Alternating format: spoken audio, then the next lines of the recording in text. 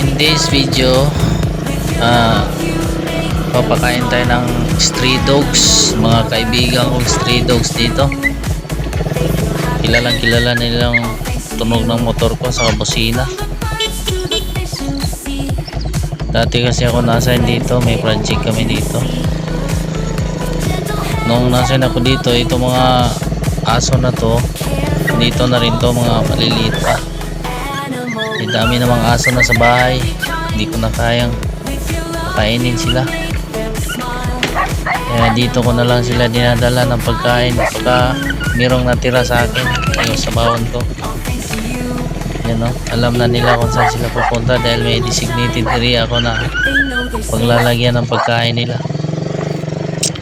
Buti nga nakasurvive pa to sila hanggang ngayon, almost 2 years na. Pero meron din naman yata foreigner nagpapakain sa mga aso na to.